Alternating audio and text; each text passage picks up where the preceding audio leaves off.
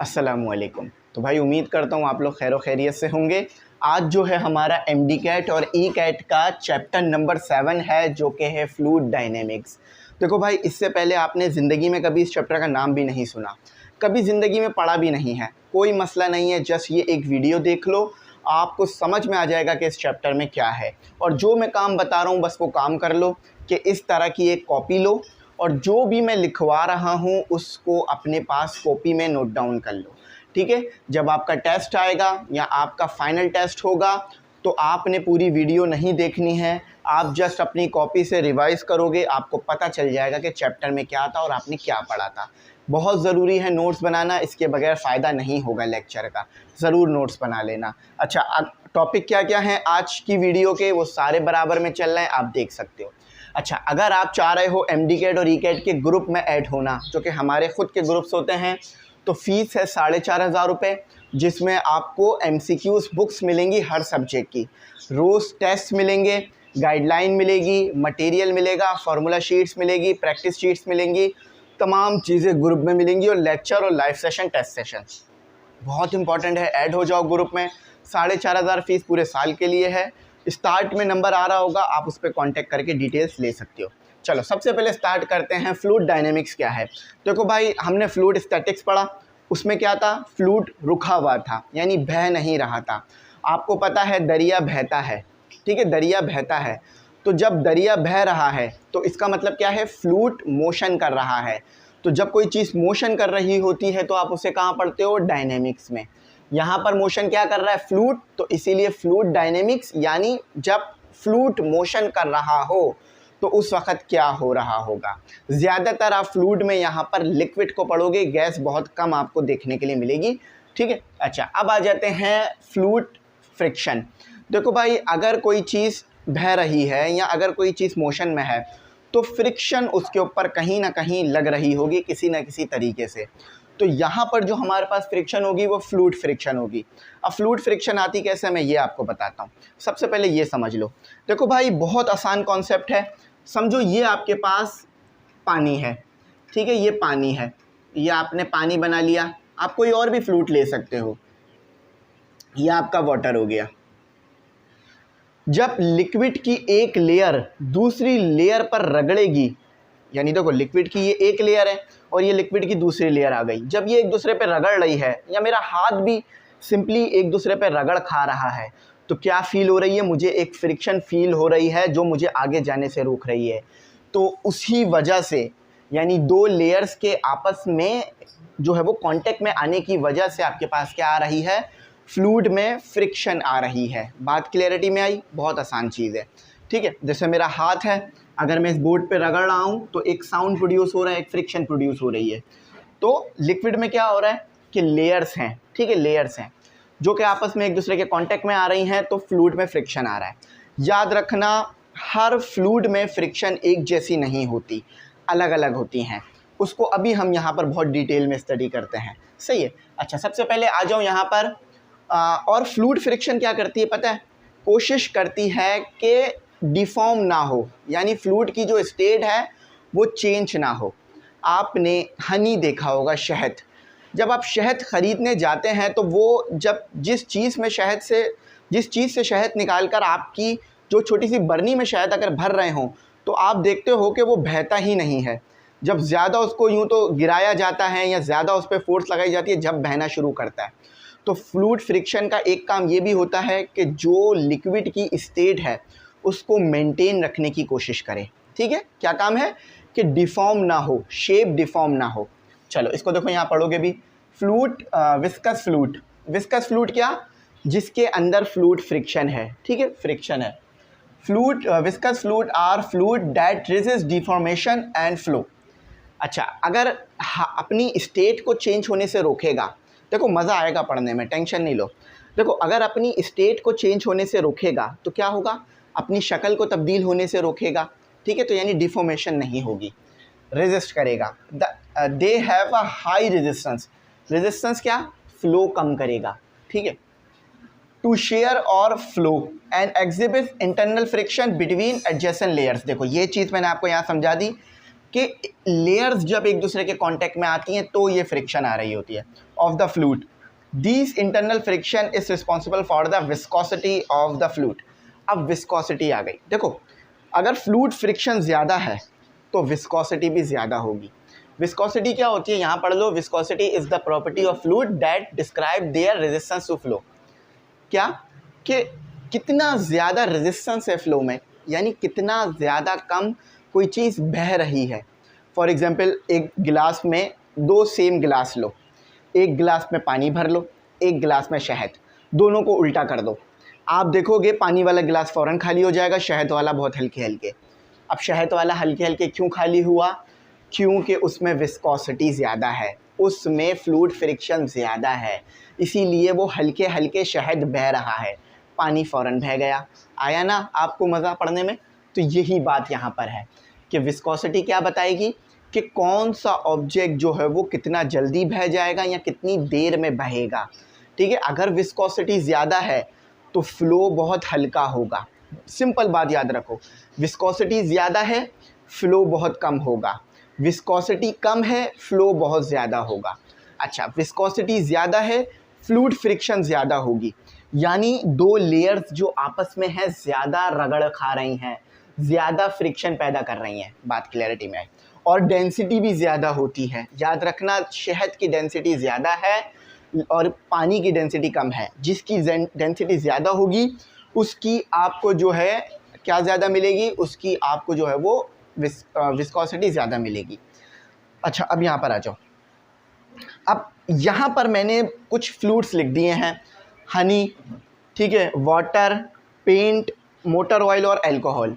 अब आपने वीडियो को 1 मिनट के लिए रोकना है और कमेंट सेक्शन में बताना है कि कौन सा वाला जो लिक्विड है या कौन सा वाला फ्लूइड है वो ज़्यादा विस्कस है। जो सबसे ज़्यादा विस्कस है उसे आप नंबर 1 दोगे। फॉर एग्जांपल मैं बता देता हूँ, हनी और सिरप सबसे ज़्यादा विस्कस है, ये नंबर 1 पर आ गया। अब नंबर 2, 3, 4, 5 आप बताओ, वीडियो मैंने रोक दी है। तो आई होप आप लोगों ने बता दिया होगा। अब मैं बताता हूँ आप लोगों को क्या है, और अगर नहीं बताया तो ईमानदारी से वीडियो रोक कर एक बार कोशिश करो, कॉन्सेप्ट क्लियर हो जाएगा। ठीक है, बात सारी रिवाइज हो जाएगी। देखो सबसे ज़्यादा तो आपके पास जो फ्लूइड विस्कस होता है या जिसमें सबसे ज़्यादा विस्कोसिटी है वो तो सिरप हो गया या शहद हो गया आपके पास। उसके बाद आता है आपके पास मोटर ऑयल, यानी जो ऑयल हम गाड़ियों में डालते हैं, आपने देखा होगा वो भी काफ़ी विस्कोसिटी रखता है। उसके बाद आता है आपका पेंट। कभी ज़िंदगी में अगर आपके घर में मतलब पेंट होता हुआ आपने देखा हो तो उसमें आप देखोगे कि वो गाढ़ा होता है, लेकिन इतना गाढ़ा नहीं होता जितना ऑयल होता है। देखो मज़ा आया ना समझने में?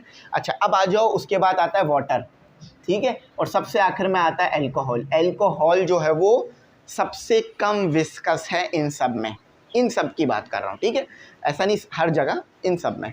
तो आई होप बात अच्छी समझ में आई हो। और हाँ, सबसे कम विस्कोसिटी अगर हम लिक्विड और गैस के दरमियान बात करें तो गैस की सबसे कम है। कोई भी लिक्विड की विस्कोसिटी गैस की विस्कोसिटी को कंपेयर नहीं कर सकती। ठीक है, बात समझ आ रही है? सबसे कम विस्कोसिटी किसकी है? गैस की, यानी गैस बहुत जल्दी फ्लो करेगा। बात क्लैरिटी में, विस्कोसिटी समझ में आ गई। अच्छा, अब कोएफिशिएंट ऑफ विस्कोसिटी भी पढ़ लो। ठीक है, कोएफिशिएंट ऑफ विस्कोसिटी फॉर्मूला लिखा हुआ है, इसे पढ़ते हैं हम ईटा। ये एन नहीं है, याद रखना, इसको लिखने का तरीका भी अलग करा गया है। ये ईटा है। क्या है? ईटा। ईटा ईटा क्या होता है? Coefficient of viscosity. ये आपको बताता है कि विस्कोसिटी ज़्यादा है या कम होगी। ठीक है, आपको 4 पैरामीटर चाहिए होंगे इसको निकालने के लिए। सबसे पहला पैरामीटर है फोर्स। ठीक है, फोर्स, ये F हो गई आपके पास, फोर्स हो गई आपके पास, फोर्स। अच्छा, ये कौन सी फोर्स है? ये अप्लाइड फोर्स है। अप्लाइड फोर्स है, ये अप्लाइड फोर्स है जो कि आप किस पे लगा रहे हो? जो कि आप लगा रहे हो लिक्विड पर। सही है, जो कि आप लिक्विड पे लगा रहे हो।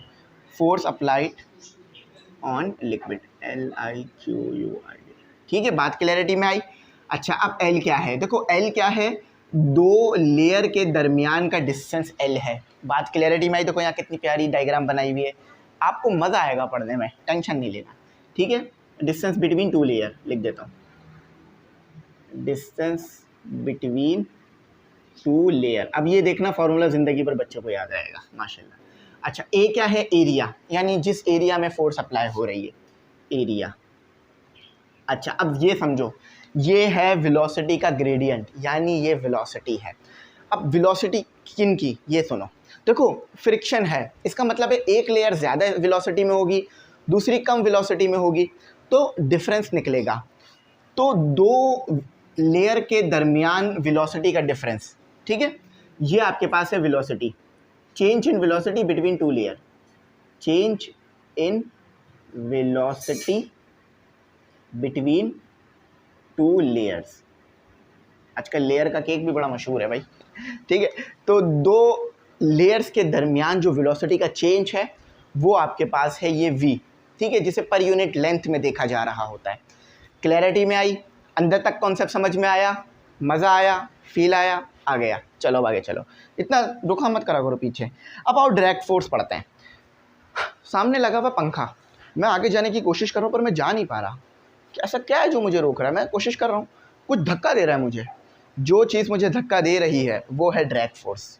समझ में आई बात? यानी जब आप लिक्विड में या फ्लूइड में या गैस में, देखो फ्लूइड हो गया, लिक्विड भी फ्लूइड है, गैस भी फ्लूइड है, यानी लिक्विड में आप आगे जाने की कोशिश करोगे, आपको फील होगा कि कोई चीज़ आपको धक्का दे रही है, रोक रही है। गैस में आगे जाने की कोशिश करोगे, आपको फील होगा कोई चीज़ धक्का दे रही है, रोक रही है। तो वो जो फोर्स लग रही है आपको रोकने में, वही डायरेक्ट फोर्स है। इसको एक्सपीरियंस करने का सबसे आसान तरीका बताता हूँ, लेकिन कभी ज़िंदगी में कोशिश नहीं करने का, बड़ा ही ख़तरनाक हो सकता है। और ये बहुत ख़तरनाक एक्सीडेंट हो भी चुका है एक बंदे के साथ, कि उन्होंने वैसे हाथ गलती से बाहर निकाला, बताओ उन्हें पता नहीं था। आपने देखा होगा अक्सर आप बस वगैरह में अगर बैठे हुए हैं तो कुछ लोगों की आदत है वो खिड़की से हाथ बाहर निकाल के बैठ जाते हैं क्योंकि जगह कम होती है। तो ये क्या हुआ कि पीछे से आ रही थी गाड़ी, ठीक है, उनका हाथ था बाहर, शायद उन्होंने हाथ ऊपर की तरफ उठाया अंदर लाने के लिए या कुछ इस तरह से किया, तो उनके हाथ को गाड़ी वाले ने हिट करा। सही है, तो इस चीज़ से बचना। लेकिन ज़रा समझो, अगर आप किसी गाड़ी में जा रहे हो और आप सिर्फ इतना सा अपना हाथ बाहर निकालो, तो आप देखोगे आपका हाथ यूँ पीछे चला जाएगा। क्यों? किसी ने आपका हाथ पकड़ के नहीं किया, आपने खुद भी नहीं किया, एक फोर्स अप्लाई हुई आपके हाथ पर, ड्रैग फोर्स थी वो। बात क्लियर हुई? ठीक है, वो क्या थी? ड्रैग फोर्स थी। देखो, जब कोई लिक्विड या गैस आपके हाथ पर फोर्स अप्लाई करे तो आपका हाथ पीछे चला जाता है, तो उसी फोर्स को हम बोलते हैं ड्रैग फोर्स। और ये फोर्स कब आपको देखने के लिए मिलेगी? जब आप फ्लूइड में हो, चाहे लिक्विड में हो या गैस में हो। फील आया? समझ में आई ना बात? चलो, समझ में आ गया तो कोई एक्सपेरिमेंट भी करके दिखा दिया छोटा सा। इंशाल्लाह आने वाले वक्तों में बड़े बड़े एक्सपेरिमेंट करेंगे, आपके कॉन्सेप्ट उधर से क्लियर करके लाएंगे। अच्छा देखो, अब स्टोक नाम का एक साइंटिस्ट था जिसने पानी के अंदर अगर आप एक स्पेरिकल बॉल डालो या एक स्पेरिकल शेप की कोई चीज़ डालो तो उस पर क्या ड्रैग फोर्स लगेगी उस बारे में बताया था। याद रखना, स्टोक लॉ एप्लीकेबल है ओनली फॉर स्पेयर। ये बात बच्चे भूल जाते हैं, बाकी तो याद रखते हैं चीज़ें। स्पेयर, ये जो हमारे पास स्टोक लॉ है, एप्लीकेबल है किसके लिए? स्पेयर के लिए, यानी जिस चीज़ का शेप स्पेयर होगा, जैसे हमारी अर्थ हो गई, ठीक है। देखो, drag force is the resistance force. Resistance force कब? जब आप लिक्विड में होगे, एक्साइटेड बाय द फ्लूइड, चाहे वो लिक्विड हो या गैस हो, सच एज एयर, गैस हो गई, या water, on an object moving through it, जब आप ऑब्जेक्ट को उसमें मूव कराओगे। जब आप गाड़ी से हाथ निकाल रहे हो तो आपकी गाड़ी तो फ्लूइड में यानी हवा में, एयर में आगे जा रही है ना, एयर में आगे जा रही है ना, तो आपके ऊपर लग रही है फोर्स। ठीक है, चलो आगे की तरफ चलते हैं। अच्छा, थोड़ा शोर आ गया था, अवॉइड करना, अक्सर आ जाता है भाई शोर कभी कभार। चलो, बात समझ में आ गई, फील आ गया, समझ में आ गई, आगे चलते हैं। अच्छा, अब हम पढ़ लेते हैं स्पेयर के बारे में। फॉर एग्जांपल तसव्वुर करो, यहाँ पर तसव्वुर करो, डायग्राम वैसे यहाँ जगह नहीं है लेकिन आप यहाँ बना लो, ठीक है। ये आपके पास जो है वो ये एक जगह है, ये आपके पास एक जगह है, ये इसमें आपके पास मौजूद है लिक्विड, ये लिक्विड मौजूद है आपके पास, लिक्विड मौजूद है, ठीक है। अब इस लिक्विड में आपने ड्रॉप कर दी एक बॉल, ये एक बॉल ड्रॉप कर दी, है ना। इसका वेट क्या करेगा? इसको नीचे की तरफ लेके जाएगा। याद रखना, वेट हमेशा डाउनवर्ड होता है, मगर ड्रैग फोर्स क्या करेगी? इसे अपवर्ड डायरेक्शन में रखने की कोशिश करेगी, ठीक है। ये आ गई आपकी ड्रैग फोर्स, तो FD लिख रहा हूँ ड्रैग फोर्स के लिए और वेट के लिए W, सही है। तो जब आपने किसी स्पेयर को ड्रॉप किया एक लिक्विड के अंदर, LIQUID, लिक्विड के अंदर, ठीक है, तो उसके ऊपर लगेगी ड्रैग फोर्स। उस ड्रैग फोर्स को आप निकाल सकते हो स्टोक्स लॉ के फॉर्मूले से। ये रहा स्टोक्स लॉ का फॉर्मूला, याद रखना बड़ा इंपॉर्टेंट होता है, 6 पाई NVR या NRV। अब मैं से n पढ़ रहा हूँ लेकिन ये ईटा है, याद रखना, ठीक है। मैं भी सारी चीज़ें डिफाइन कर दूंगा नीचे। तो Stokes law describe the drag force experience, drag force को तो डिस्क्राइब कर रहे हैं मगर कहाँ पर, experience by a small spherical object, जो कि एक स्मॉल स्पेरिकल ऑब्जेक्ट एक्सपीरियंस कर रहा है moving through a viscous fluid, जो कि विस्कोस फ्लूइड में हो। कंडीशन बहुत वाज़ेह है, आपका ऑब्जेक्ट स्पेरिकल होना चाहिए और फ्लूइड में होना चाहिए, तो ही आप इस अपना जो स्टोक्स लॉ है वो लगा सकते हो। अच्छा, ड्रैग फोर्स मैंने यहाँ लिख दी है। अब फॉर्मूले की तरफ आते हैं। देखो भाई, फॉर्मूले में है फोर्स, तो ये फोर्स ड्रैग फोर्स है, जस्ट F से लिखा जाएगा। फॉर्मूला यूनिट न्यूटन ही होगा और डायमेंशन भी न्यूटन वाली आएगी। अच्छा, 6 पाई ये आपके कांस्टेंट है, 6 आपके पास एक कांस्टेंट है और पाई आपके पास जो है वो 3.142 है। अच्छा, ईटा आपके पास जो है वो कोएफिशिएंट ऑफ विस्कोसिटी है, यहाँ लिख लो कोएफिशिएंट ऑफ विस्कोसिटी। चलो समझ में आया। आर जो है वो रेडियस ऑफ द स्पेयर है, रेडियस ऑफ द स्पेयर। बहुत जगह पे इसे रेडियस ऑफ द बॉडी भी कहा जाता है, लेकिन बॉडी हमारे पास स्पेरिकल होती है। अच्छा, वी जो है वो टर्मिनल वेलोसिटी है, वी एक मिनट, ठीक है, ये हो गया हमारे पास वेलोसिटी। सही है भाइयों। अच्छा, अब एक छोटा सा कॉन्सेप्ट समझते हैं टर्मिनल वेलोसिटी का। देखो, पैराशूटर यानी जो पैराशूट से लोग स्काई डाइविंग करते हैं, देखो वहाँ पे वर्ड इस्तेमाल हुआ डाइविंग, लेकिन डाइविंग तो हम पानी में नहीं करते हैं, स्काई क्यों कह रहे हैं? अब उसकी वजह सुनो, आज आपको फील आएगा, कॉन्सेप्ट आएगा। देखो भाई, अब अगेन यहाँ नहीं बना सकता डायग्राम, तो यहाँ बना रहा हूँ, सही है। समझो एक हमारे पास बंदा है, जिस बंदे ने पैराशूट पहना हुआ है, ठीक है। अब ये मौजूद है एयर के अंदर, एयर के अंदर, एयर के अंदर, एयर के अंदर, एयर के अंदर, एयर के अंदर मौजूद है, ठीक है। समझो ये बंदा यहाँ पर आ गया, यहाँ पर इसकी वेलोसिटी कुछ और थी, यहाँ इसकी वेलोसिटी कुछ और आई है। क्यों हुआ ऐसा? अब इसको ज़रा डील करते हैं। देखो भाई, जब वो प्लेन से कूदा, प्लेन से जब वो कूदा तो उसके पास एक इनर्शिया था, ठीक है, तो जो कि उसको तेज़ी से नीचे ला रहा था, सही है। जब वो यहाँ मौजूद क्या है, एयर मौजूद है, एयर मौजूद है। अब जब वो एयर में आ गया कुछ देर, तो उसको फील हुआ कि एक फोर्स है जो उसे ऊपर रखने की कोशिश कर रही है, ठीक है, एक फोर्स है जो उसे ऊपर रखने की कोशिश कर रही है, और ऑब्वियस है वो एक ड्रैग फोर्स है, ठीक है, ड्रैग फोर्स है जो उसे ऊपर रखने की कोशिश कर रही है क्योंकि ये फ्लूइड में है। अच्छा, एक फोर्स है जो उसे नीचे की तरफ ला रही है, जो कि वेट है, या वेट नहीं कहना चाह रहे तो आप कह सकते हो फोर्स ऑफ ग्रेविटी या ग्रेविटेशनल फोर्स, सही है। अच्छा, कुछ टाइम बाद क्या होता है कि आपके पास जो ड्रैग फोर्स है वो बराबर हो जाती है वेट के, ठीक है। तो ड्रैग फोर्स आपके पास बराबर हो जाती है वेट के, या फोर्स ऑफ ग्रेविटी कह लो या ग्रेविटेशनल फोर्स कह लो, ठीक है। चलो इसको ना FG कर लो, याद रहेगी बात आपको अच्छी तरह से, FG कर लो। तो फिर आप देखते हो कि यहाँ पर इसकी वेलोसिटी बहुत ज़्यादा थी, यहाँ पर इसकी एक कांस्टेंट वेलोसिटी आ गई, ठीक है, ये कांस्टेंट वेलोसिटी के साथ नीचे आने लग गया। तो जिस कांस्टेंट वेलोसिटी के साथ वो नीचे आ रहा है उसे कहते हैं टर्मिनल वेलोसिटी। आया फील, आया मज़ा? ये वही बात हो रही थी, समझ में आई क्या बात हुई? देखो, एक फोर्स जो उसे तेज़ी से नीचे ला रही थी, वेट नीचे ला रहा था ना, क्योंकि भाई ग्रेविटी है, ग्रेविटी नहीं चाहती कि आप ऊपर रहो, वो नीचे लाती है आपको, लेकिन एयर आपकी मदद कर रही थी कि आप ऊपर रहो। तो जब दोनों एक टाइम पर आके बराबर हो गई, यानी जितना वेट था उतनी ही, या जितना ग्रेविटेशनल फोर्स थी उतनी ही आपके पास ड्रैग फोर्स हो गई, तो क्या हुआ, आपके पास दोनों बैलेंस हो गई, लेकिन वो इनर्शिया की वजह से नीचे आता जा रहा है, ठीक है। लेकिन वो जिस वेलोसिटी से नीचे आ रहा है वो कांस्टेंट है, उस वेलोसिटी को कहते हैं टर्मिनल वेलोसिटी। देखो, ये कोई एयरपोर्ट का टर्मिनल नहीं है जहाँ पर वेलोसिटी आती है, ये वाली टर्मिनल वेलोसिटी है, याद रखना कांस्टेंट होती है, ठीक है।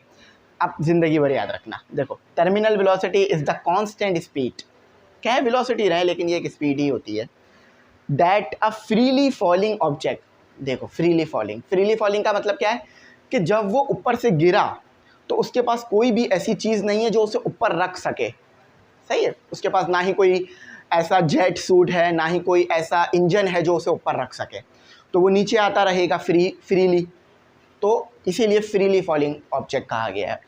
Reaches when the force of, ऐसी जगह पर आ गया जहाँ फोर्स ऑफ ग्रेविटी यानी जो उसे नीचे की तरफ पुलिंग कर रही थी, खींच रही थी, इट डाउनवर्ड इज बैलेंस्ड, ये बैलेंस यानी बराबर हो जाना, बाय द ड्रैग फोर्स, तो जब ये दोनों फोर्सेस एक दूसरे को बैलेंस कर देती हैं, अपवर्ड डायरेक्शन, एक नीचे की तरफ ला रही है जो कि फोर्स ऑफ ग्रेविटी है, वेट है, एक ऊपर की तरफ लेके जाने की कोशिश कर रहा है जो कि आपके पास अपवर्ड फोर्स यानी ड्रैग फोर्स है, दोनों बराबर हुई तो फिर वो क्या हो गया, रेस्ट में आ जाना चाहिए, लेकिन रेस्ट में नहीं, इनर्शिया रहेगा, तो जिसकी वजह से वो टर्मिनल वेलोसिटी में चला जाएगा और आराम से नीचे आएगा। अगर टर्मिनल वेलोसिटी ना हो तो जो बारिश की बूंदें हम पर आके गिरती हैं तो ये गोली से भी ज़्यादा तेज़ हों और हमारा सर फट जाए और हम ख़त्म हो जाए। क्यों?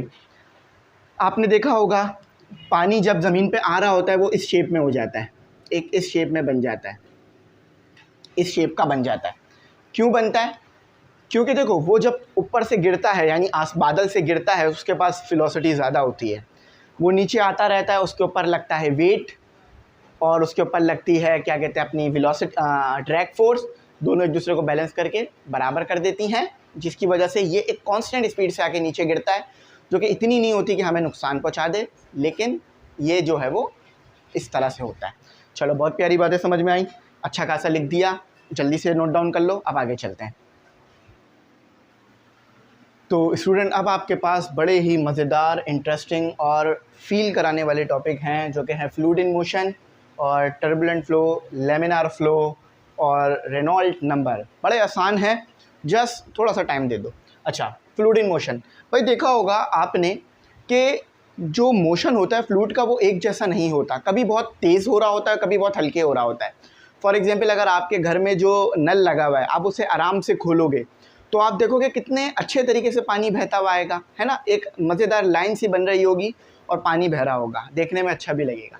और उसी को अगर फुल खोल दो तेज़ी में और अगर टंकी पूरी भरी हुई है तो कितना तेज़ी में फैला फैला सा पानी आएगा। तो वो क्यों हो रहा है उसको पढ़ते हैं, ठीक है। अच्छा, तो दो तरह के आपके पास फ्लूइड के मोशन यहाँ पर हम पढ़ेंगे। एक पढ़ेंगे हम स्टीम लाइन मोशन, जिसको आप स्टेडी मोशन भी कहते हो, या स्टीम लाइन फ़्लो, जिसको आप जो है वो स्टेडी फ़्लो भी कहते हो या लेमिनार फ़्लो कहते हो, ठीक है। और दूसरा पढ़ेंगे इसके अगेंस्ट में जो आता है वो आता है टर्बुलेंस या अनस्टेडी। सबसे पहले पढ़ लेते हैं हम कि फ्लूइड इन मोशन होता क्या है। फ्लूइड कैन मूव और flow in many ways, fluid बहुत तरीके से बह सकता है, ठीक है। वाटर में फ़्लो स्मूथली, बहुत अच्छे तरीके से भी बह सकता है स्मूथली, जैसे कि दरिया बह रहा है, ठीक है, आराम से बह रहा है स्मूथली, लेकिन बाढ़ आ जाए, सैलाब आ जाए।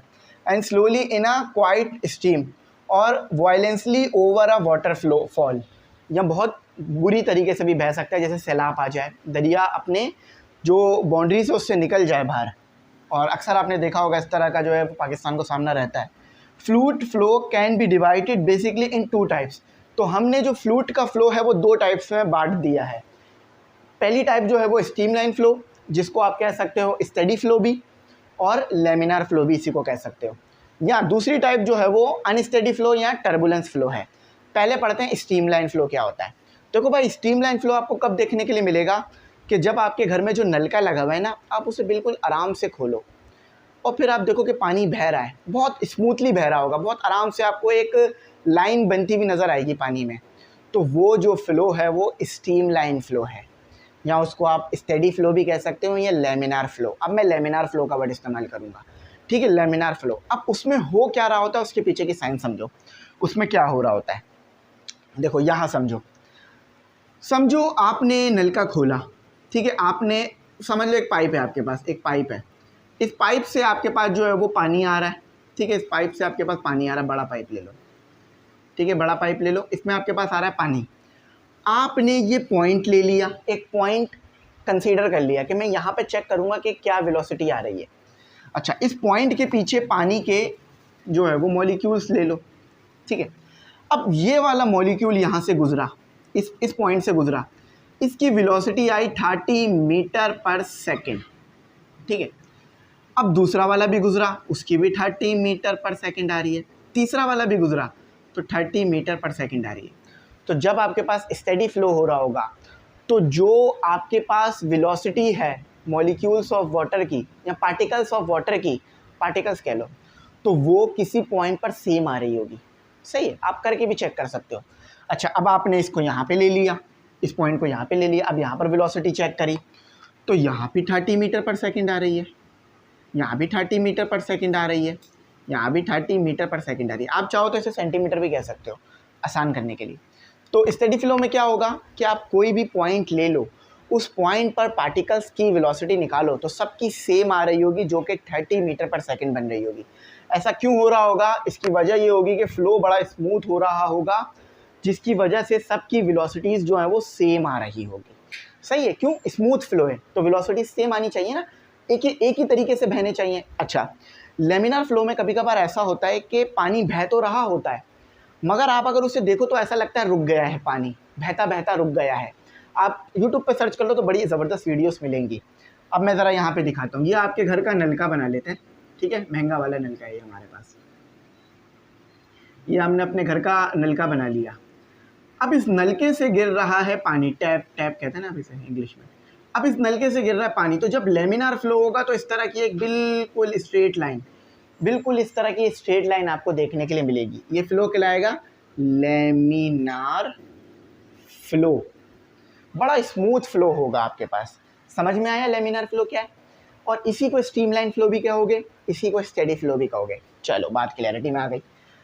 अब आ जाते हैं, बात करते हैं हम अपनी अनस्टेडी फ्लो पे, क्योंकि ये भी हमारा टॉपिक ही है ना। अनस्टेडी फ्लो में देखो क्या मज़े की चीज़ हो रही होगी। अब आपका ये एक अनस्टेडी फ्लो है, अब आपका ये एक अनस्टेडी फ्लो है, तो अब देखो क्या हो रहा होगा, पानी इधर इधर इधर इधर इधर हर डायरेक्शन में बह रहा होगा, हर पार्टिकल की वेलोसिटी भी अलग अलग आ रही होगी। क्यों? क्योंकि बहुत ज़्यादा तेज़ी में पीछे से पानी आ रहा है, बहुत ज़्यादा प्रेशर से पानी आ रहा है। इसमें एक नॉर्मल प्रेशर होगा, एक मेंटेन प्रेशर होगा, मगर इसके अंदर बहुत तेज़ी से पीछे से प्रेशर होगा, जिस वजह से ये होगा। अब इसको यहाँ बना के भी देखते हैं। समझो पाइप में से पानी आ रहा है, पाइप में से पानी आ रहा है ना। अब इस पॉइंट पे मैंने चेक किया, ये पॉइंट ले लिया, इस पॉइंट से पार्टिकल गुजरते जा रहे हैं पानी के और मैं उसकी वेलोसिटी देख रहा हूँ। तो एक की आई 100 मीटर पर सेकेंड, एक की आई 120 मीटर पर सेकेंड, एक की आई 180 मीटर पर सेकेंड। अब इधर चेक कर लेते हैं, एक की आई 150 मीटर पर सेकेंड, एक की आई 190 मीटर पर सेकेंड। ठीक है, तो आप देख रहे हो हर पार्टिकल की वेलोसिटी अलग अलग आ रही है, ज़्यादा आ रही है, कम आ रही है। क्यों? क्योंकि फ़्लो स्टेडी नहीं है, फ़्लो लेमिनार नहीं है, फ़्लो स्ट्रीम लाइन नहीं है, बल्कि फ़्लो है टर्बुलेंस, यानी पानी बहुत तेज़ी से प्रेशर में आ रहा है, जिसकी वजह से वेलोसिटी बढ़ रही है पानी के पार्टिकल्स की। समझ में आई बात? क्लियर हुई? देखो, unsteady flow refers to the flow of a fluid that changes with time, यानी फ़्लो चेंज हो रहा है, वेलोसिटी चेंज हो रही है विद टाइम। यहाँ लिख लो, unsteady flow refers to the flow of a fluid that velocity changes with time. बात क्लैरिटी में हुई, समझ में आई? अब लिख लेना अपने पास, अच्छी बात समझ आ जाएगी। अच्छा, अब आ जाते हैं नॉन विस्कस फ्लूइड। देखो, दुनिया में कोई भी ऐसा फ्लूइड नहीं है जो कि कंप्रेसिबल हो, ठीक है, मतलब लिक्विड में बात कर रहा हूँ, लिक्विड को आप कंप्रेस नहीं कर सकते, वो नेग्लिजिबल कंप्रेस होता है। तो दुनिया में कोई भी ऐसा फ्लूइड नहीं है जिसके अंदर विस्कोसिटी ना हो, या जिसके अंदर जो है वो जो ड्रैग फोर्स ना लगाए, या जिसके अंदर जो है वो हमारे पास कुछ ख़ास प्रॉपर्टीज़ ना आ रही हों। सही है, तो ऐसा अगर कोई फ्लूइड पाया जा रहा है जिसमें विस्कोसिटी है ही नहीं, यानी वो बिल्कुल ही स्मूथ बह रहा है, ठीक है, उसमें कोई विस्कोसिटी ही नहीं है, तो इस तरह का फ्लूइड कहलाता है आइडियल फ्लूइड। याद रखना, इस वर्ड को याद रखना। आइडियल फ्लूइड कौन सा होगा? इनकम्प्रेसिबल होगा, जिसे आप दबा नहीं पाओगे। नॉन विस्कस होगा, यानी उसमें विस्कोसिटी ही नहीं होगी, जबकि ऐसा पॉसिबल नहीं है, एक्चुअलिटी में पॉसिबल नहीं है, मतलब रियल वर्ल्ड में पॉसिबल नहीं है, और ज़ीरो विस्कोसिटी होगी उसकी। सही है, समझ गए। अब रेनॉल्ट नंबर क्यों ज़रूरी है? देखो, इंडस्ट्रीज़ में जब हम काम करते हैं तो हम रेनॉल्ट नंबर की मदद से चेक कर रहे होते हैं कि फ़्लो कैसा आ रहा है। अब रेनॉल्ट नंबर हमें एक वैल्यू देता है, जब वो वैल्यू हमें मिल जाती है तो हम उसे कंपेयर करते हैं कुछ प्रीवियस वैल्यूज़ से, तो हमें पता चल जाता है फ़्लो कैसा आ रहा है। क्योंकि इंडस्ट्रीज़ में हमें बड़ा ही नपा-तुला काम करना होता है। हमारा फ़्लो भी मेंटेन होना चाहिए, हमारा मटेरियल भी एक्यूरेट होना चाहिए। कभी आपने लेस के चिप्स खाए होंगे ज़िंदगी में, कभी तो खाए होंगे, या कभी आपने कोई कोल्ड ड्रिंक तो पी होगी। कभी ऐसा देखा कि किसी दिन कोल्ड ड्रिंक का टेस्ट अलग, किसी दिन अलग, जबकि ऐसा करेंगे तो शायद ज़्यादा बिकेगी, लेकिन अगर ऐसा करेंगे तो कंपनी बंद हो जाएगी। ठीक है, तो आप कभी भी उठा के पी लो। पता नहीं कितने साल हो गए मुझे भी, वैसे तो मैं बहुत कम पीता हूँ, लेकिन अगर कभी मैं कोई कोला नेक्स्ट वगैरह पी लूँ, कोला नेक्स्ट, ठीक है, तो अगर 5 साल बाद भी पीऊँगा ना तो भी मुझे वही जायका मिलेगा कोला नेक्स्ट का जो आज है। अगर कंपनी चेंज ना कर दे तो, जब कंपनी चेंज करती है तो बता देती है हमने चेंज कर दिया, फील आना चाहिए भाई, देखो मज़ा आना चाहिए। तो ऐसा क्यों है कि जायका ही चेंज नहीं हो रहा? उसकी वजह ये है कि वो प्रोपोर्शनैलिटी का ध्यान रख रहे हैं, यानी हर चीज़ को ख़ास मिकदार में डाल रहे हैं, और फ़्लो का ध्यान रख रहे हैं, यानी ना ज़्यादा पानी डाल रहे हैं ना कम पानी डाल रहे हैं, ख़ास फ़्लो रख रहे हैं। अब वो उन्हें फ़्लो कहाँ से मिल रहे हैं? उन्हें वो फ़्लो रेनॉल्ट नंबर से मिल रहे हैं, उन्हें वो फ़्लो जो है वो अपनी प्रीवियस कैलकुलेशन से मिल रहे हैं और रीडिंग से मिल रहा है। उनके पास इक्विपमेंट है, तो याद रखना इस चीज़ को। जब भी आपको पेप्सी हमेशा एक जैसी मिलती है, अब आप किसी स्टॉल से बर्गर लेके खा लो तो कभी कभार टेस्ट तब्दील हो जाता है। अब उसकी वजह क्या होती है? क्योंकि वो अंदाज़तन काम कर रहे होते हैं, तो इस वजह से टेस्ट बदल जाता है कभी कभार। लेकिन अगर आप बिल्कुल एक्यूरेसी से काम करोगे तो आपका टेस्ट हमेशा फिक्स मिलेगा, और जो कि आपकी पहचान भी बन जाएगा। अच्छा, रेनॉल्ट नंबर कैसे निकालते हैं ज़रा देख लो। ये डेंसिटी है, डेंसिटी ऑफ द फ्लूइड आ गया आपके पास यहाँ पर, ठीक है, यहाँ पर आपके पास डेंसिटी आ गई। अच्छा, डेंसिटी के बाद आपके पास जो है वो और चीज़ आ जाती हैं, ठीक है। अच्छा, या फ्लूइड की डेंसिटी आ गई आपके पास, फिर वेलोसिटी आ जाती है आपके पास, लिक्विड की वेलोसिटी होगी, और फिर आपके पास लेंथ आ जाती है, और फिर ये कोएफिशिएंट ऑफ विस्कोसिटी। इन 4 चीज़ों की मदद से आप रेनॉल्ट नंबर निकाल लोगे। अच्छा, अब जब रेनॉल्ट नंबर आएगा वो कुछ इस तरह का आ रहा होगा, 2300 या 4000 से ज़्यादा, कम, या इन नंबरों के दरमियान। अब जब इन नंबरों के दरमियान आ रहा होगा तो हो क्या रहा होगा ज़रा देख लो, आप कैलकुलेशन कर सकते हो। आपने रेनॉल्ट नंबर निकाला, आपके पास आंसर ये आ रहा है, यानी 2300 से कम आ रही है वैल्यू, तो फ्लो लेमिनार होगा। अब लेमिनार फ्लो कैसा होता है मैंने बता दिया, बिल्कुल स्मूथ फ्लो हो रहा होगा। अच्छा, फिर आपने कैलकुलेशन की, अब आपकी जो आ रही है फ़्लो वो आ रही है ट्रांजिएंट फ़्लो।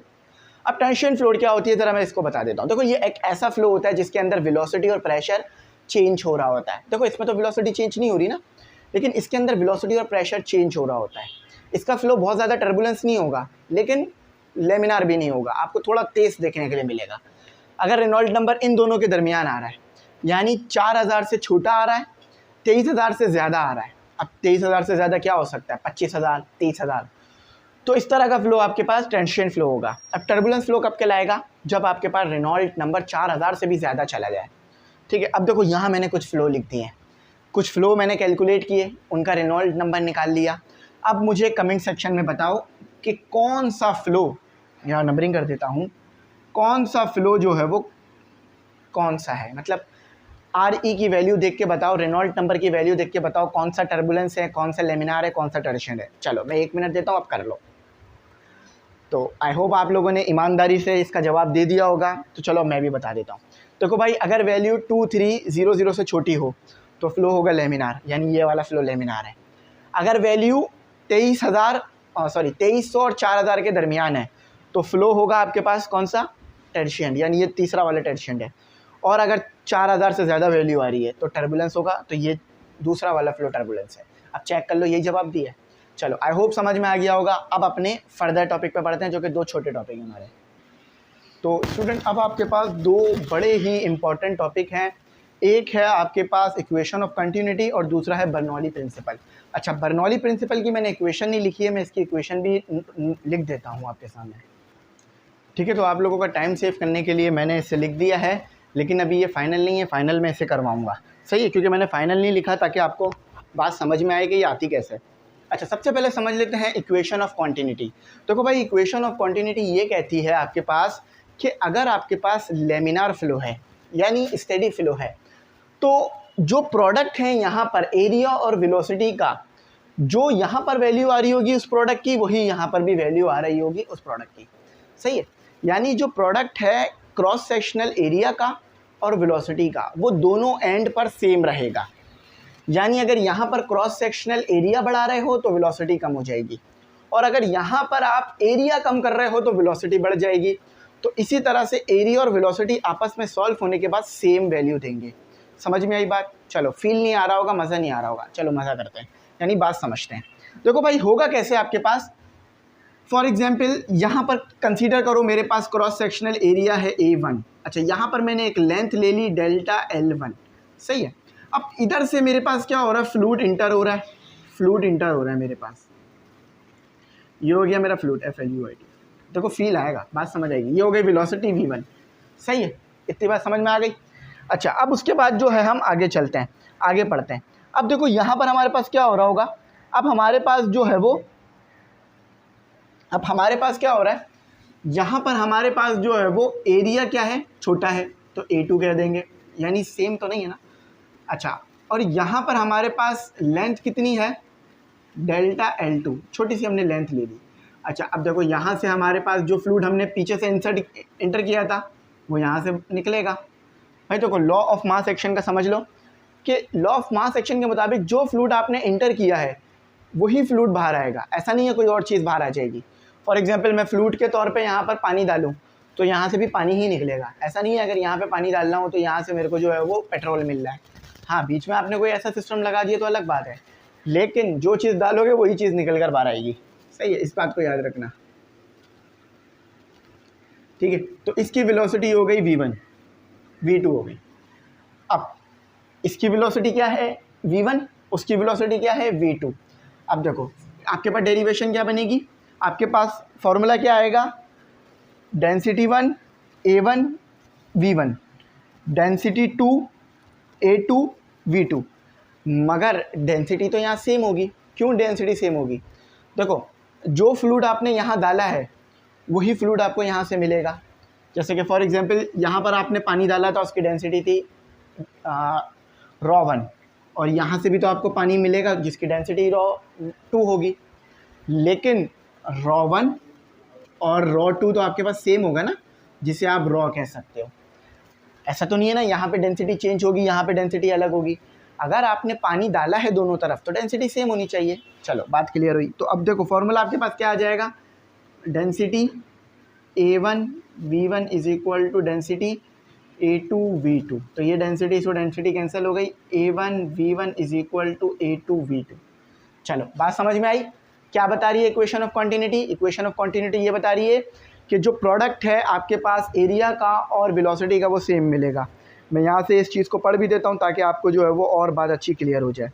इस डायग्राम को अगर अपने पास आप बना लेंगे तो आपको सारे कॉन्सेप्ट जो है वो अच्छी तरह से क्लियर हो जाएंगे, कोई भी मुश्किल नहीं होगी समझने में। ठीक है, चलो अब आगे चलते हैं और आगे पढ़ते हैं। याद रखना A1 क्या है, cross sectional area in region 1। ये रीजन 1 है आपका, रीजन 1, और ये है क्रॉस सेक्शनल एरिया रीजन 2 का। अब ज़रा इसको और अच्छी तरह समझते हैं। यहाँ पर एरिया क्या है, ज़्यादा है ना, यहाँ पर एरिया आपके पास ज़्यादा है। फॉर एग्जांपल यहाँ पर A1 आपके पास एरिया ज़्यादा है, इसकी वैल्यू हम ले लेते हैं 2 मीटर स्क्वायर। वेलोसिटी यहाँ पर ले लेते हैं हम, वेलोसिटी हम यहाँ ले लेते हैं V1 is equal to 1 metre per second. सही है। अब देखो जब यहाँ पर आपका फ्लूइड आया तो क्या देखने के लिए मिला कि एरिया कम हो गया। एरिया क्या कम हुआ, एरिया आपका हो गया 1 मीटर स्क्वायर और वेलोसिटी हो गई आपकी 2 मीटर पर सेकेंड की।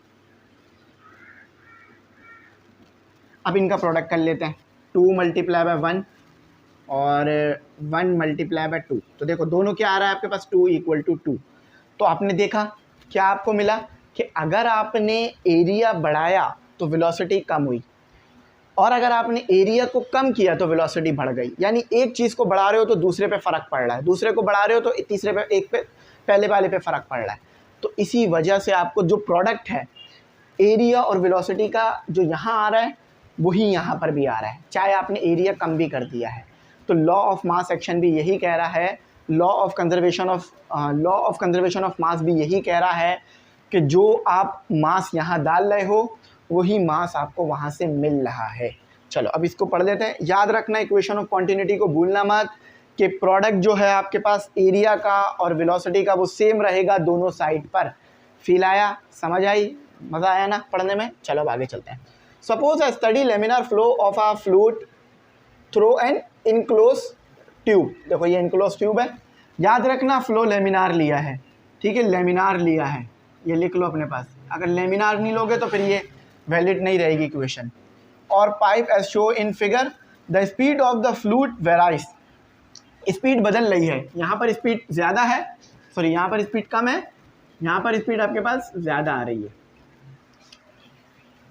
With the diameter of the tube, देखो डायमीटर यहाँ पर क्या था, ज़्यादा था, तो वेलोसिटी कम थी। डायमीटर यहाँ पर कम है, वेलोसिटी ज़्यादा है, या एरिया भी कह सकते हो, क्योंकि एरिया और डायमीटर का आपस में रिलेशन होता है। The mass flow rate which flows the law of conservation of mass. अब मास जो फ्लो कर रहा है वो law of conservation of mass को फॉलो कर रहा है, जो मास यहाँ है वही यहाँ से निकला है। Delta M, fluid that passes at given point per unit time. देखो ये चीज़ ये लिखी हुई है, इसको मैंने यहाँ मज़ीद अच्छा एक्सप्लेन कर दिया। अब पढ़ते हैं बर्नौली प्रिंसिपल या बर्नौली थ्योरम। देखो बर्नौली थ्योरम ये कहता है कि अगर किसी पाइप में से, या फॉर एग्जांपल इस पाइप में से अगर आपको फ्लूइड को फ्लो कराना है, ठीक है, लिक्विड को फ्लो कराना है, तो क्या प्रेशर आपको चाहिए होगा। सिंपल बात कर रहा हूँ, बहुत मुश्किल बात नहीं कर रहा। बर्नौली प्रिंसिपल क्या कह रहा है कि अगर आपको इस पाइप में से, इस ट्यूब में से पानी को फ्लो कराना है या फ्लूइड को फ्लो कराना है, तो क्या प्रेशर चाहिए होगा। देखो अगर प्रेशर का डिफरेंस होगा जब भी आपके पास जो है वो फ्लूइड फ्लो करेगा, अगर प्रेशर डिफरेंस नहीं है तो फ्लूइड फ्लो नहीं करता। समझ रहे हो मेरी बात? प्रेशर का डिफरेंस होता है आपके पास। फॉर एग्जांपल आपके छत पे जो टंकी रखी हुई है उसका प्रेशर कुछ और है, और पानी जो पाइप में आ रहा है उसका प्रेशर कुछ और है। अगर दोनों का प्रेशर मैं सेम कर दूं तो पाइप में पानी आना बंद हो जाएगा। बात क्लियर हो रही है? पाइप में पानी आना बंद हो जाएगा। तो प्रेशर का आपको डिफरेंस चाहिए। अगर आप समंदर में हो तो समंदर का जो सरफेस होता है ना, उधर आपके पास लो प्रेशर होता है। जो समंदर में बॉटम होता है, यानी जो समंदर के नीचे वाली सतह होती है, वहाँ पर प्रेशर हाई होता है। अब एक और कॉन्सेप्ट याद रख लो, अगर प्रेशर ज़्यादा है तो आपके पास वेलोसिटी कम होगी। अब मैं इसको थोड़ा आपको एग्जांपल से समझाता हूँ। आप ये एक्सपेरिमेंट कर भी सकते हो। समझ लो आपके पास यहाँ पे रखे हुए हैं 2 बलून। आप ये खुद करके देख सकते हो। बलून को छत से लटका देना और सामने अपने ले आना और फूंक मारना, ठीक है, तो आपको ये फिनोमेना देखने के लिए मिलेगा। तो देखो अगर प्रेशर, मैं जैसे यहाँ से फूंक मारूंगा तो ये दोनों आपस में आके चिपक जाएंगे बलून, हमेशा ऐसे ही होगा। देखो ये बलून थे, ये चिपक गए। क्यों चिपके? क्योंकि जब मैंने यहाँ से फूंक मारा तो यहाँ जो पार्टिकल मौजूद थे वो आगे तेज़ी से निकल गए, यानी यहाँ पर वेलोसिटी बढ़ गई। तो वेलोसिटी बढ़ने की वजह से प्रेशर यहाँ पर कम हो गया। प्रेशर कम हो गया तो ये दोनों आपस में आके मिल गए। क्यों? क्योंकि देखो बीच का प्रेशर कम हुआ, साइडों में प्रेशर ज़्यादा था, तो ज़्यादा प्रेशर होने की वजह से ये आपस में आके चिपक गए। समझ में आई ना बात? यानी यहाँ से फोर्स ज़्यादा लगी, इस तरफ से फोर्स ज़्यादा लगी, आपस में आके चिपक गए। हमेशा ऐसे ही होगा।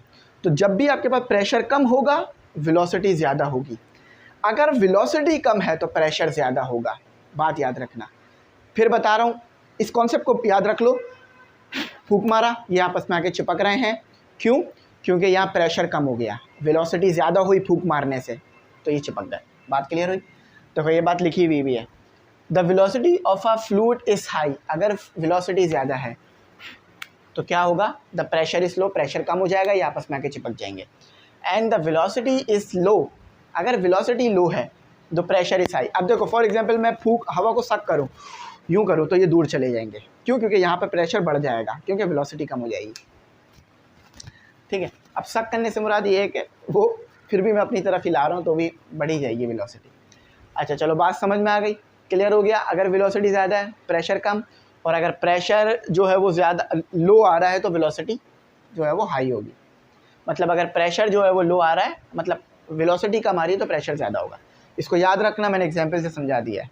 अब बर्नौली प्रिंसिपल क्या कह रहा है कि भाई अगर इस पाइप में से पानी को फ्लो कराना है तो प्रेशर कितना चाहिए होगा। अब देखो साथ ही साथ बर्नौली प्रिंसिपल ये कह रहा है जो टोटल एनर्जी इस पॉइंट पर है ना, वही टोटल एनर्जी इस पॉइंट पर भी आएगी। आप बोलोगे सर पॉसिबल नहीं है, क्योंकि देखो यहाँ पर तो पोटेंशियल एनर्जी ज़्यादा होगी क्योंकि हाइट ज़्यादा है, यहाँ पर तो हाइट कम है, तो यहाँ तो पोटेंशियल एनर्जी कम होनी चाहिए। लेकिन मैंने टोटल की बात करी है, ठीक है, टोटल की बात करी है। अब ज़रा यहाँ देखो, देखो यहाँ से, अच्छा बर्नौली प्रिंसिपल लगाने के लिए एक चीज़ आपको याद रखनी होगी कि फ्लूइड इनकम्प्रेसिबल होना चाहिए, फ्लो लेमिनार होना चाहिए, और वेलोसिटी जो है वो सेम रहनी चाहिए पाइप में, ऐसा नहीं है तब्दील हो रही हो। वेलोसिटी सेम रहेगी तो इसका मतलब है फ्लो तो लेमिनार है ना। अच्छा देखो यहाँ से, अब देखो यहाँ पर मौजूद है प्रेशर, मौजूद है, यहाँ पर प्रेशर मौजूद है। समझो यहाँ पर थोड़ा सा हम इसे ऊपर करके बना लेते हैं ताकि हमारा थोड़ा सा आसान हो जाए। ये लो, यहाँ पर हाइट कितनी मौजूद है, h2। यहाँ पर हाइट बिल्कुल ही नेग्लिजिबल है लेकिन है थोड़ी बहुत, तो h1 ले लिया हमने, ठीक है। यहाँ पर वेलोसिटी कितनी है v1 और यहाँ पर वेलोसिटी कितनी है v2। बात समझ आ रही है। यहाँ पर एक छोटे सा लेंथ ले लिया डेल्टा L2, कैलकुलेशन करने के लिए लेते हैं लेकिन डेरिवेशन नहीं करा रहा तो इसलिए इसको एक्सप्लेन नहीं कर रहा। L1 सही है। फ्लो कौन सा है, लेमिनार है, लेमिनार। फ्लूइड कौन सा है, इनकम्प्रेसिबल है, दबा नहीं सकते आप उसे, ठीक है। क्रॉस सेक्शनल एरिया क्या है, A1, और क्रॉस सेक्शनल एरिया क्या है, A2, सही है। अब देखो यहाँ पर आपके पास तीन एनर्जीज मौजूद हैं। एक मौजूद है आपके पास प्रेशर एनर्जी, यानी जो प्रेशर की वजह से आ रही है, जो कि आपके पास है। पहले इस एंड को देखो, रीजन वन को, रीजन वन को देखो, यहाँ लिख लो रीजन वन। ये हो गया आपका रीजन वन और ये हो गया आपका रीजन टू, ठीक है, ये रीजन टू हो गया। देखो यहाँ पर आपके पास क्या है, यहाँ पर आपके पास प्रेशर एनर्जी है जो कि P और V होता है, वॉल्यूम। अच्छा, उसके बाद यहाँ पर आपके पास फ्लूइड फ्लो कर रहा है तो यानी उसके पास काइनेटिक एनर्जी होगी। तो टोटल एनर्जी की बात हुई है, तो एक एनर्जी प्रेशर एनर्जी, दूसरी एनर्जी काइनेटिक एनर्जी, मगर यहाँ पर वेलोसिटी अलग होगी, यहाँ पर अलग होगी, सही है। अच्छा, यहाँ पर पोटेंशियल एनर्जी अलग होगी, यहाँ पर अलग होगी, क्यों? क्योंकि देखो यहाँ हाइट ज़्यादा है तो यहाँ ज़्यादा होगी, यहाँ हाइट कम है तो कम होगी। तो रीजन वन क्या आ गया आपके पास, ये पूरा यहाँ से लेके इक्वल टू के लेफ्ट हैंड साइड पर आपके पास रीजन वन है और राइट हैंड साइड पर आपके पास रीजन टू है। अब इनको डिवाइड करा दो आप, जगह तो नहीं है मेरे पास यहाँ, इसको रिमूव कर देता हूँ, बर्नौली को और इक्वेशन ऑफ कंटिन्यूटी को रिमूव कर देता हूँ, ठीक है।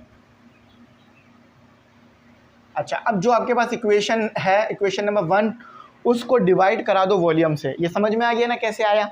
अच्छा देखो, यहाँ हाइट h2 ली है क्योंकि हाइट ज़्यादा है, वेलोसिटी और प्रेशर एनर्जी, इक्वेशन वन यही आती है। डिवाइड, ये डिवाइड हो जाएगा इस तरह से, ठीक है। Divide equation one by v। v क्या है, वॉल्यूम है, याद रखना है। ये v जो लिखे हुए है ना, ये वॉल्यूम वाला v है, ये वेलोसिटी वाला v है, जब भी छोटा बड़ा बनाया, ठीक है। तो ये हो गया आपके पास P1v divided by v plus half mv1 का स्क्वायर और v प्लस mgh और ये v। अच्छा, और यहाँ आ गया P2 और ये v प्लस हाफ mv2 का स्क्वायर और divided by v plus mgh2 divided by v, सही है। देखो हर टर्म के साथ v को डिवाइड करा दिया और जहाँ चाहिए था वहाँ लिख दिया। देखो इस v से ये v कैंसिल हो जाएगा तो ये क्या आ जाएगा, जस्ट प्रेशर, और ये आ गया आपके पास हाफ। देखो मास अपॉन वॉल्यूम डेंसिटी होता है, हम हर बच्चा जानता है, density equal to mass upon volume. तो ये हो गया v1 का स्क्वायर, देखो डेंसिटी हो गया और gh1, ये कैंसिल हो गया, हाफ डेंसिटी, देखो यहाँ भी डेंसिटी, यहाँ भी डेंसिटी, यहाँ भी डेंसिटी, v2 का स्क्वायर प्लस m डेंसिटी आ जाएगा मास upon volume, again density GH2। ये आपके पास है equation of continuity, sorry equation of Bernoulli equation या बर्नौली प्रिंसिपल। देखो इसके मुताबिक क्या हो रहा है, अगर आप तमाम चीज़ों को पुट करोगे तो आपको एक चीज़ देखने के लिए मिलेगी 2 = 2। मतलब फॉर एग्जांपल अगर एक तरफ 2 आ रहा है तो दूसरी तरफ भी 2 आएगा, ठीक है। जो आंसर एक तरफ आएगा वही दूसरी तरफ आएगा, क्योंकि इक्वल 2 है। तो इसका मतलब ये है, ये रीजन 2 है, ये रीजन 1 है। तो जो टोटल एनर्जी यहाँ आ रही है, जो टोटल एनर्जी यहाँ आ रही है, वही टोटल एनर्जी आपके पास यहाँ भी आ रही है। चाहे चीज़ें तब्दील है, लेकिन फिर भी अगर आप कैलकुलेशन करोगे सेम मिलेगा। तो जो टोटल एनर्जी आपके पास रीजन 1 में आ रही है, वही टोटल एनर्जी आपके पास रीजन 2 में भी आ रही है। अक्सर इस तरह से भी लिख के दे देते हैं। ठीक है, बात क्लियर हुई? अच्छा, अब मैं इसको देख लेना बुक से, ये ऐसी ही है ना, इसमें कोई और अगर चेंजेस वगैरह तो वो भी कर देता हूँ मैं, लगे हाथ, ताकि आपके लिए क्लियर हो जाए, क्योंकि हमारा यहाँ टॉपिक कंप्लीट हो गया है। हाँ, तो बिल्कुल सही है, बिल्कुल ऐसे ही दिया हुआ है। अच्छा, आप चाहो तो इसको ऐसे भी लिख सकते हो कि ये चीज़ आपने कैलकुलेट कर ली, कांस्टेंट आ रही है, एक ख़ास वैल्यू आएगी आपके पास। अब अगर इस चीज़ को कैलकुलेट करोगे, प्रेशर, अब V1 V2 लिखने की ज़रूरत नहीं है, क्योंकि यहाँ पर हमारे पास जस्ट एक ही V है, तो एक V को V1 लिखने की क्या ज़रूरत है, जस्ट V लिखो।